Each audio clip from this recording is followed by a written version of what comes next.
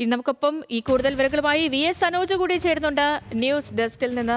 സനോജ്, കൃത്യമായ ഇന്റലിജൻസ് വിവരങ്ങൾ അനുസരിച്ച് ഈ പെഹൽഗാമിലെത്തിയ ഭീകരരെയല്ല, പെഹൽഗാമിലെത്തിയ ഭീകര താവളങ്ങൾ മാത്രമല്ല, കാലാകാലങ്ങളായി പാകിസ്ഥാനിൽ നിന്ന് ഇന്ത്യയിലേക്ക് ഭീകരത കയറ്റുമതി ചെയ്യുന്ന പാക് ഭീകര താവളങ്ങൾ മുച്ചൂടും മുടിച്ചിരിക്കുകയാണ് നമ്മുടെ രാജ്യം.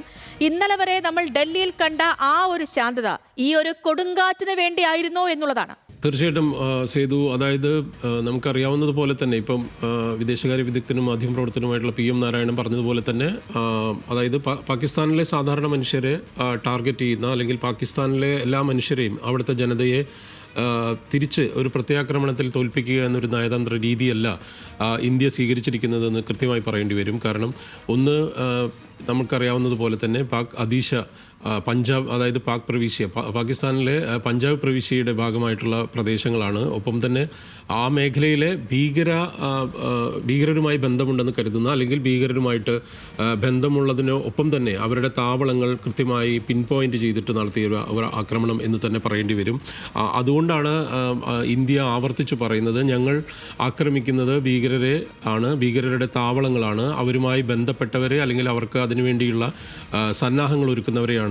ആ രീതിയിലേക്കുള്ള ഒരു ആക്രമണ രീതിയിലേക്ക് വളരെ സംയമനത്തോടു കൂടിയുള്ള ഒരു സമീപനം ഇന്ത്യ സ്വീകരിച്ചിരിക്കുന്നു എന്ന തരത്തിലേക്ക് തന്നെ കൃത്യമായി നേരത്തെ ഇപ്പോൾ സേതു പറഞ്ഞ പോലെ പറയേണ്ടി വരും. കാരണം ഒപ്പം തന്നെ ഇപ്പോൾ നമുക്കറിയാവുന്നതുപോലെ ഐക്യരാഷ്ട്ര സഭ സെക്രട്ടറി ജനറൽ എല്ലാം പറഞ്ഞിട്ടുണ്ട്, ലോകത്തിന് ഇത് താങ്ങാനാവില്ല എന്ന് ആന്റണി ഗുട്ടറസ് പറയുന്നുണ്ട്. അതായത് ഈ രണ്ട് രാജ്യങ്ങൾ തമ്മിൽ ഒരു വലിയ യുദ്ധത്തിലേക്ക് പോകുന്നത് ഏതായാലും ലോകത്തെ സംബന്ധിച്ചിടത്തോളം താങ്ങാനാവാത്തൊരു കാര്യമാണ്. പക്ഷേ ഒരു പ്രത്യാക്രമണം അല്ലെങ്കിൽ ഇന്ത്യയുടെ ഭാഗത്തു നിന്നുള്ള ഒരു മറുപടി അല്ലെങ്കിൽ തിരിച്ചടിയെ സ്വാഭാവികമായും ഇന്ത്യക്ക് അത് അർഹതയുണ്ട് എന്ന തരത്തിലേക്കുള്ള ലോകരാജ്യങ്ങളുടെ പ്രതികരണങ്ങൾ നിലവിൽ വന്നിട്ടുണ്ട്, അല്ലെങ്കിൽ നേരത്തെ ഉണ്ട്. നമ്മളുടെ പല രാജ്യങ്ങളും ആ കാര്യത്തിൽ ഇന്ത്യയെ പിന്തുണച്ചതാണ്. ഏതായാലും വളരെ ക്ലിനിക്കലായ ഒരു മറുപടി എന്ന് തന്നെ പറയാം. കാരണം സാധാരണ സിവിലിയൻസിനെ കാര്യമായി ലക്ഷ്യം വെക്കാത്ത തരത്തിലേക്ക്, അല്ലെങ്കിൽ അത്തരത്തിൽ ജനങ്ങളെ വേറെ തരത്തിൽ എല്ലാ ജനങ്ങളെയും ഇതിൻ്റെ ഭാഗമായ ഒരു ഭീകരാക്രമണത്തിൻ്റെ മറുപടിയിൽ ഭാഗമാക്കാവുന്ന രീതിയിലോ അതിനെ ഇരകളാക്കപ്പെടുന്ന രീതിയിലുള്ള ഒരു ആക്രമണത്തിലേക്ക് പോകാതെ പകരം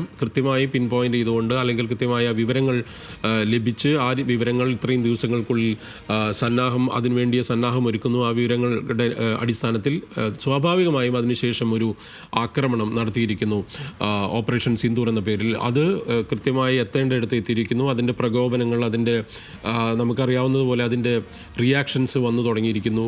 ഇപ്പം പാകിസ്ഥാൻ ഉൾപ്പെടെ ആ കാര്യത്തിലുള്ള അവരുടെ പ്രതികരണം, അവരുടെ രോഷം അവർ പ്രകടിപ്പിച്ചു തുടങ്ങി. അവർ UN ഉൾപ്പെടെ പോലും ഈ ഘട്ടത്തിൽ വളരെ നിർണായകമാണ്. കാരണം April 26 സിന്ധു തുറന്നുവിട്ടപ്പോൾ ഒരു ജലതാണ്ഡവമായിരുന്നെങ്കിൽ ഇപ്പോൾ അഗ്നി താണ്ഡവമാടിയിരിക്കുന്നു ഇന്ത്യൻ സേന.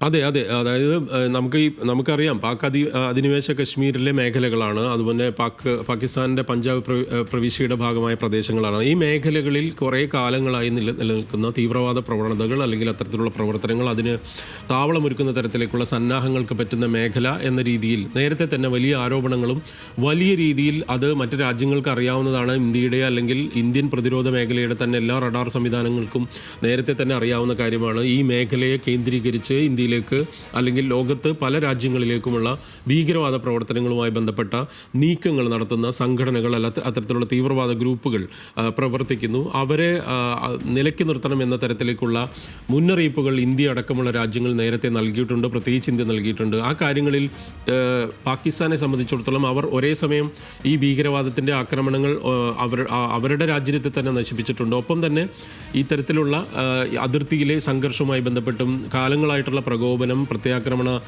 വ്യഗ്രത, ഇത്തരത്തിലുള്ള രീതിയിലുള്ള ഒരു ശത്രുതാ മനോഭാവം പുലർത്തുന്ന ഒരു രാജ്യം എന്ന നിലയിൽ കൂടി അവർ ആ കാര്യങ്ങളെ വളരെ നിസ്സാരവൽക്കരിക്കുകയോ അല്ലെങ്കിൽ അതിന് ഒത്താശ നൽകുന്ന രീതിയിലേക്ക് പാകിസ്ഥാൻ്റെ ചാരസംഘടന അടക്കം പ്രവർത്തിക്കുകയോ ചെയ്യുന്ന ഒരു സാഹചര്യം നിലനിൽക്കുന്നു. ആ സാഹചര്യത്തെ കൂടെ മുൻനിർത്തി ഓരോ മേഖലകളിൽ എങ്ങനെയാണിത് പ്രവർത്തിക്കുന്നത്, എങ്ങനെയാണ് ഇത് അതിർത്തിയിലേക്കുള്ള വലിയ സംഘർഷമായി മാറുന്നത്, ആ സംഘർഷത്തെ എത്ര കണ്ട് സാധാരണക്കാരെ ബാധിക്കുന്നു, പ്രത്യേകിച്ച് കശ്മീരിലെ ജനതയെ അല്ലെങ്കിൽ അതിർത്തിയിലെ ജനതയെ, രാജസ്ഥാൻ മേഖലയിലുള്ളവരെ, അല്ലെങ്കിൽ നമുക്കറിയാം കച്ച് മേഖല നമ്മുടെ അതിർത്തി പങ്കിടുന്നതാണ്, രാജസ്ഥാനിൽ അതിർത്തിയുണ്ട്, കശ്മീരിൽ അതിർത്തിയുണ്ട്, ലഡാക്ക് ഭാഗം, അങ്ങനെ വലിയ രീതിയിൽ അതിർത്തി പങ്കിടുന്ന ഒരു രാജ്യം എന്ന നിലയ്ക്ക് അതൊരു വലിയ സുരക്ഷാ പ്രശ്നം കുറേ കാലങ്ങളായി നിലനിൽക്കുന്നു. ഇത്തരത്തിലുള്ള ആക്രമണ പ്രകോപനങ്ങൾ പല ഘട്ടങ്ങളിൽ ഉണ്ടാകുന്നു, നുഴഞ്ഞുകയറ്റം ഉണ്ടാകുന്നു. ഇതെല്ലാം തന്നെ ഒരു പരിധി, ഇപ്പോൾ നമുക്കറിയാവുന്നതുപോലെ ഉറിയുമായി ബന്ധപ്പെട്ട ഉറിയിലെ ആക്രമണമാണെങ്കിലും അതിനു മുൻപ് നടന്നതും അതിനുശേഷം നടന്നതുമായിട്ടുള്ള ആക്രമണമാണെങ്കിലും ഇപ്പോൾ അവസാനം പഹൽഗാമിൽ നടന്ന ആക്രമണത്തിലടക്കം സാധാരണക്കാർ കൊല്ലപ്പെടുന്നു. പ്രത്യേകിച്ച് വിനോദസഞ്ചാരികൾ അടക്കം കൊല്ലപ്പെടുക എന്ന് പറഞ്ഞാൽ അത് ലോകരാജ്യങ്ങളെ തന്നെ ഞെട്ടിക്കുന്നതോ അല്ലെങ്കിൽ അവരുടെ ശ്രദ്ധയിൽ വരുന്ന ഒരു കാര്യം. മറ്റൊന്ന്, മറ്റു രാജ്യങ്ങൾ വിദേശ സഞ്ചാരികളെ, അവരുടെ രാജ്യത്തെ പൗരന്മാരെ സന്ദർശകരായിട്ട് വിനോദസഞ്ചാരികളായിട്ട് രാജ്യത്തിലേക്ക് അയക്കാൻ തന്നെ മടിക്കുന്ന തരത്തിലേക്ക് അത് രാജ്യത്തെ ബാധിക്കും. അതിൻ്റെ രാജ്യത്തിൻ്റെ ഇക്കണോമിയെ ബാധിക്കും, രാജ്യത്തിൻ്റെ സുരക്ഷയെ ബാധിക്കും, വലിയ പ്രത്യാഘാതങ്ങൾ ഉണ്ടാക്കുന്ന ഒരു സാഹചര്യം നിലനിൽക്കുന്നു.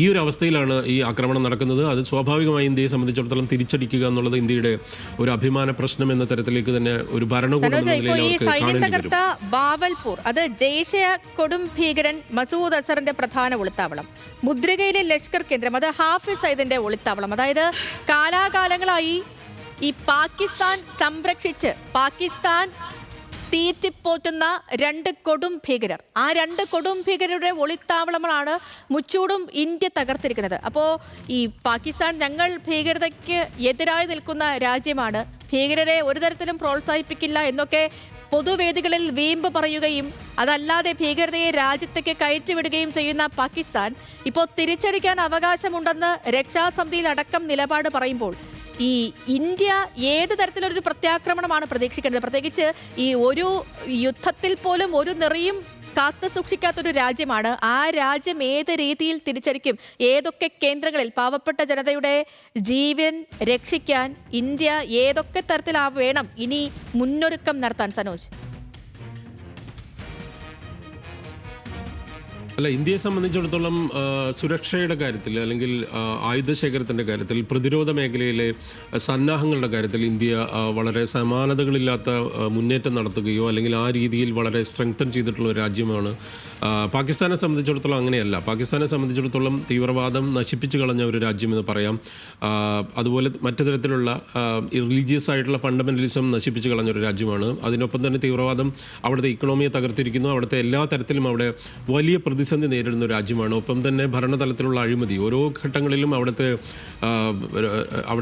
രാഷ്ട്രത്തിൻ്റെ തലപ്പത്ത് വന്ന ആളുകളെല്ലാം തന്നെ വലിയ അഴിമതി ആരോപണങ്ങൾക്കും വലിയ പട്ടാള അട്ടിമറികൾക്കൊക്കെ സാക്ഷിയാകുന്നതോ അവിടുത്തെ ജനതയെ സംബന്ധിച്ചിടത്തോളം വലിയ ദുരിതങ്ങളുണ്ടായി. ഒപ്പം തന്നെ അവിടെ നമുക്കറിയാവുന്നതുപോലെ ഷിയ സുന്നി വിഭാഗങ്ങൾക്കിടയിലുള്ള സ്പ്ലിറ്റ് ഉണ്ടാകുന്നു. ഷിയ പ്രത്യേകിച്ച് വസീരിസ്ഥാനോ അല്ലെങ്കിൽ ബലൂചിസ്ഥാൻ മേഖലകളിലെല്ലാം തന്നെ ഷിയകളും സുന്നികളും തമ്മിലുള്ള നിരന്തര ആക്രമണം, അവരുടെ പള്ളികളിൽ ബോംബ് വെള്ളിയാഴ്ചകളിൽ ബോംബ് സ്ഫോടനം നടത്തുക എന്ന് പറയുന്നത് ഷിയകളുടെ പള്ളികളിൽ തിരിച്ചും സംഭവിക്കുന്ന സാഹചര്യം, അങ്ങനെ പലതരത്തിലുള്ള വിഷയങ്ങൾ, പ്രത്യേകിച്ച് ഇക്കണോമിയുമായി ബന്ധപ്പെട്ട് വലിയ സാമ്പത്തിക തകർച്ചയുള്ള ഒരു രാജ്യമാണ്. അതേസമയം അവർ ചൈന അടക്കമുള്ള രാജ്യങ്ങളുമായി നെഗോസിയേഷൻ നടത്തിക്കൊണ്ടിരിക്കുന്ന സാഹചര്യത്തിലേക്ക് പതിയെ മുന്നോട്ട് പോയിക്കൊണ്ടിരിക്കുന്നതുമായിട്ടുള്ള ഒരു രാജ്യമാണ്. പക്ഷേ ഇന്ത്യയെ സംബന്ധിച്ചിടത്തോളം പ്രതിരോധ മേഖലയിലെല്ലാം വളരെ ശക്തമായ രീതിയിലുള്ള ഒരു മുന്നൊരുക്കമോ സന്നാഹമോ അല്ലെങ്കിൽ ആ തരത്തിൽ ശക്തിയുള്ള രാജ്യം എന്നുള്ള രീതിയിൽ ആലോചിച്ചാൽ ഇന്ത്യയെ സംബന്ധിച്ചിടത്തോളം അതൊരു വലിയ ബാധ്യതയല്ല. പക്ഷേ അതേസമയം രണ്ട് രാജ്യങ്ങൾ തമ്മിലുള്ള യുദ്ധം എല്ലാ തരത്തിലും രണ്ട് രാജ്യങ്ങളെയും മറ്റു തരത്തിൽ ബാധിക്കും. ഇപ്പോൾ നിലവിൽ ഉറി ആക്രമണം അടക്കമുള്ള ആക്രമണങ്ങൾ ഉണ്ടായിരുന്ന സമയത്ത് പോലും വലിയ പ്രകോപനങ്ങൾ, വലിയ രീതിയിൽ സൈനികർ വീരമൃത്യു വരിക്കുന്ന സാഹചര്യം ഉണ്ടായിട്ട് പോലും നദീജല കരാറുകൾ അടക്കം ഇന്ത്യ റദ്ദാക്കിയിരുന്നില്ല. അത്തരം കാര്യങ്ങളിലെല്ലാം അവിടുത്തെ സിവിലിയൻസിനെ ഈ നദിയിലെ ജലം ലഭിക്കാത്തൊരു സാഹചര്യം ഉണ്ടാകരുതെന്നുള്ള തരത്തിലേക്ക് ഒരു മാനുഷിക നിലപാട് ഇന്ത്യ പുലർത്തിയിരുന്നു. പക്ഷേ ഇത്തവണ പഹൽഗാമിൽ എല്ലാ തരത്തിലുള്ള ഈ പറയുന്ന എല്ലാറ്റിൻ്റെയും ലിമിറ്റുകൾ ലംഘിക്കപ്പെട്ടിരിക്കുന്നു. കാരണം വിനോദസഞ്ചാരികൾ ഉൾപ്പെടെ ഞാൻ നേരത്തെ പറഞ്ഞതുപോലെ കൊല്ലപ്പെടുക എന്ന് പറയുന്ന സാഹചര്യം ലോകരാജ്യങ്ങൾക്ക് മുമ്പിൽ തന്നെ ഒരു സുരക്ഷാ പ്രശ്നമുള്ള മേഖലയായിട്ടോ അല്ലെങ്കിൽ ഒരു രാജ്യമായിട്ട് ഇന്ത്യയെ മാറ്റുന്ന സാഹചര്യം ഉണ്ടാകുന്നത് രാജ്യത്തിൻ്റെ മൊത്തം ഇക്കണോമിയെ തകർക്കുന്ന അല്ലെങ്കിൽ രാജ്യത്തിൻ്റെ മൊത്തം സുരക്ഷയെ, അതിൻ്റെ എല്ലാ തരത്തിലുള്ള ഈ പറയുന്ന അഖണ്ഡതയെ ബാധിക്കുന്ന ഒരു പ്രശ്നമാണ്. അതുകൊണ്ടായിരിക്കണം ഇത്തവണ ഷിംല കരാർ ഉൾപ്പെടെ അല്ലെങ്കിൽ നദീജല കരാർ അടക്കം ഇന്ത്യ റദ്ദാക്കുന്ന തരത്തിലേക്കുള്ള തീരുമാനത്തിലേക്ക് പോയത്. ഇപ്പോൾ നമുക്ക് പുതിയ അപ്ഡേറ്റുകൾ വന്നുകൊണ്ടിരിക്കുന്നു. അതായത് പഹൽഗാമിൽ കൊല്ലപ്പെട്ട ശുഭം ദ്വിവേദിയുടെ ഭാര്യ ഇക്കാര്യത്തിൽ ഇന്ന് നടത്തിയ പ്രത്യാക്രമണത്തിൽ അല്ലെങ്കിൽ ഇന്നലെ അർദ്ധരാത്രി നടത്തിയിട്ടുള്ള ആക്രമണത്തെ അഭിനന്ദിച്ചുകൊണ്ട് രംഗത്ത് വന്നിരിക്കുന്നു. ശുഭം ദ്വിവേദിയുടെ ഭാര്യ പറയുന്നു, അവർ പ്രധാനമന്ത്രിക്ക് നന്ദി പറഞ്ഞിരിക്കുന്നു. വൈഫ് ഓഫ് ഇതിൽ നമ്മൾ ടൈംസ് ഓഫ് ഇന്ത്യ എഴുതുന്നു, ശുഭം ദ്വിവേദിയുടെ ഭാര്യ പറഞ്ഞിരിക്കുന്നു, ഈ terror attack I want to thank PM Modi for taking revenge for my husband's death എന്ന്. അതായത് ഈ കാര്യത്തിൽ അവിടെ കൊല്ലപ്പെട്ട മനുഷ്യരുടെ വികാരം നമുക്ക് മനസ്സിലാകേണ്ടതുണ്ട്. അവരെ സംബന്ധിച്ചിടത്തോളം സാധാരണ ഒരു യാത്രികരായിരുന്ന മനുഷ്യർ പെട്ടെന്നൊരു ദിവസം ഒരു ഭീകരാക്രമണത്തിൽ കൊല്ലപ്പെടുന്ന തരത്തിലേക്കുള്ള ഒരു വലിയ പ്രകോപനം ഉണ്ടാകുന്നു. അതിർത്തിയിൽ സൈനികരും ഭീകരവാദികളും തമ്മിലുണ്ടാകുന്ന ഏറ്റുമുട്ടലുകൾ ഒരു പുതിയ കാര്യമല്ല. അത് നേരത്തെ തന്നെ നമുക്ക് ശീലിച്ച അല്ലെങ്കിൽ എല്ലാ രാജ്യങ്ങളുടെയും അതിർത്തികളിലെ പ്രധാനപ്പെട്ട സംഘർഷങ്ങളിൽ സംഭവിക്കുന്ന കാര്യമാണ്. പക്ഷേ അതേസമയം ഈ രീതിയിലേക്ക് സാധാരണ സഞ്ചാരികൾ തുടരുക ഇപ്പോൾ